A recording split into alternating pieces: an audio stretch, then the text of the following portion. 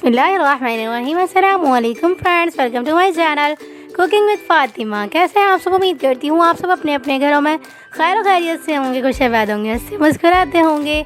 आज मैं आपके साथ बहुत ज़्यादा अमेजिंग सा, मज़ेदार सा और क्विक वे में, झटपट वे में बहुत ही ज़्यादा अमेजिंग और डिलीशियस सा बन जाने वाला डिज़र्ट बनाने की रेसिपी लेकर आई हूँ और बहुत ज़्यादा आसान से बन के रेडी हो जाएगा। तो आप इस ईद पे जो है वो इस डिज़र्ट को ज़रूर से ट्राई करिएगा। सवैयाँ वगैरह सब छोड़कर, शीर खुरमा वगैरह सब छोड़कर आपके जो है वो इस डिज़र्ट को सब पसंद करने वाले हैं, अगर आप इस रेसिपी को एक बार मेरी रेसिपी से ट्राई करेंगे। तो चलें जी, रेसिपी स्टार्ट करते हैं। रेसिपी स्टार्ट करने से पहले अगर आपने मेरा चैनल सब्सक्राइब नहीं किया है ना, प्लीज़ जल्दी से जाके जो है मेरा चैनल सब्सक्राइब कर लें, ताकि मेरी हर न्यू आने वाली वीडियो आप तक आसानी के साथ पहुँचती रहे। तो चलें जी, रेसिपी स्टार्ट करते हैं। बिस्मिल्लाहिर्रहमानिर्रहीम। सबसे पहले हमने यहाँ पे 1 लीटर के करीब यानी कि 1 किलो के करीब यहाँ पे मैंने दूध को 2 से 3 अच्छे से बॉईल जो है वो करवा लिया हुआ है दूध को। यहाँ पर हमने अपने हिसाब से तकरीबन भी जो है वो 100 ग्राम के करीब चीनी ऐड कर दी हुई है। अब अपने टेस्ट के अकॉर्डिंग भी ऐड कर सकते हैं। यहाँ पर मैं चीनी कम इसलिए ऐड कर रही हूँ क्योंकि जो है वो डबल रोटी की हमने ऐड करनी है इसके अंदर, तो वो भी ज़्यादा मीठी है, तो इसलिए मैंने चीनी जो है वो नॉर्मल सी ही इसके अंदर ऐड की है। इसे हम पकने के लिए तकरीबन भी जो है वो 10 से 12 मिनट के लिए मीडियम टू लो फ्लेम पे छोड़ देंगे। उसके बाद इसका हम अगला प्रोसेस कर लेंगे, जो कि इसका मेन प्रोसेस है। हम अच्छे से इसे जो है वो मिक्स करते जाएंगे और जो साइडों पे बलाई आती जाएगी ना, उसे भी हम अंदर करते जाएंगे। तो अब हम जो है वो 1 कप यहाँ पर जो है वो दूध ले लेंगे। 1 कप दूध के अंदर हमने यहाँ पे तकरीबन भी 4 table spoon vanilla custard add कर दिया हुआ है। अच्छे से मिक्स करेंगे तो यहाँ पर हमारा कस्टर्ड मिल्क जो है वो बन के रेडी हो चुका हुआ है। इस कस्टर्ड मिल्क को हम जो है वो दूध के अंदर ऐड कर देंगे। तो हमने यहाँ पर तकरीबन भी जो है वो 10 से 12 मिनट तक के लिए दूध को अच्छा सा बॉयल कर लिया था। इसके बाद इसके अंदर हमने यहाँ पे कस्टर्ड मिल्क पाउडर इसके अंदर जो हमने मेल्टेड बना के रेडी किया था ना दूध के अंदर, वो ऐड कर दिया हुआ है। अच्छे से मिक्स करेंगे, वेल कंबाइन करेंगे। इसे हमने तकरीबन भी जो है वो 4 से 5 मिनट तक मीडियम टू लो फ्लेम पे अच्छे से कुक करना है। जब थोड़ी सी थिकनेस आने लगेगी ना दूध के अंदर, यानी कि कस्टर्ड अच्छा सा जो है वो मिक्स हो जाएगा ना, तो इसके बाद जो है वो थिकनेस स्टार्ट हो जाएगी।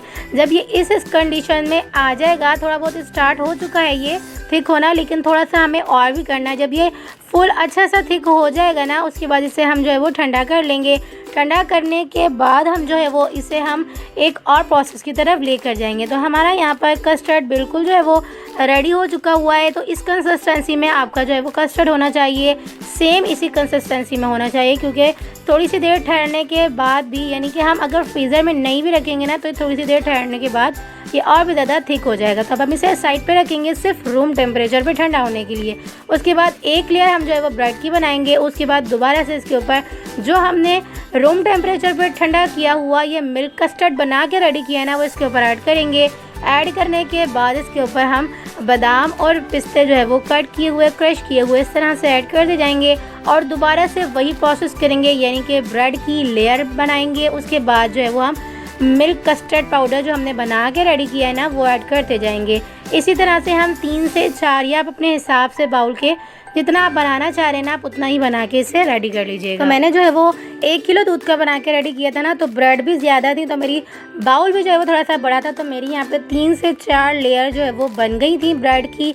और अगर आप चाहें तो ब्रेड के किनारे जो है वो आप कट कर लीजिएगा, यानी कि इसकी साइड्स अगर आप ना करना चाहें ना कट, तो कोई इशू नहीं है, आप समेत जो है वो ब्रेड के कोनों के आप इसे जो है वो लेयर बना सकते हैं। तो हमने 2 से 3 लेयर बना के यही प्रोसेस कर लिया, यानी कि पहले ब्रेड इस तरह से हमने लगा ली। उसके बाद इसे हमने जो है वो कस्टर्ड मिल्क पाउडर, यानी कि जो हमने कस्टर्ड बना के रेडी किया ना, उससे हम इस तरह से हम कवर कर लेंगे ब्रेड को। उसके बाद पिस्ते और जो है वो बादाम से इसे हम अच्छा सा गार्निश कर लेंगे। गार्निश करने के बाद इसके ऊपर हम लास्ट में जो है वो चांदी का जो वर्क होता है ना, वो इस तरह से हम थोड़ी थोड़ी जगह पे लगा देंगे। खूबसूरती देने के लिए जो है वो आप ज़रूर से कुछ एफर्ट्स वगैरह किया करें।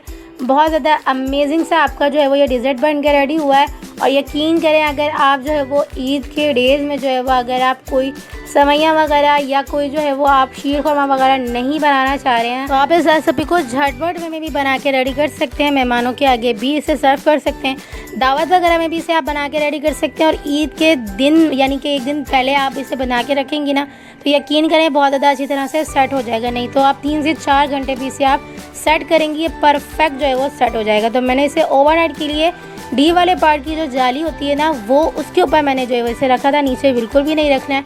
डी वाले पार्ट के ऊपर, लेकिन जो है वो जाली वाले पार्ट में आप इसे रख दीजिएगा।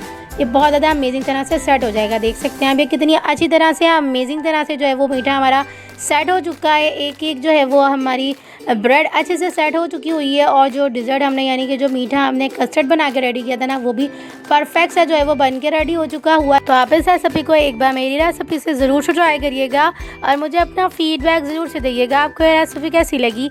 तो चलें जी, मिलते हैं नेक्स्ट वीडियो में। जब तक अपना ख्याल रखिएगा, मुझे दुआओं में याद रखिएगा। मिलते हैं नेक्स्ट वीडियो में बहुत ही आसान, सिंपल और यूनिक सी रेसिपी के साथ। अल्लाह हाफ़िज़।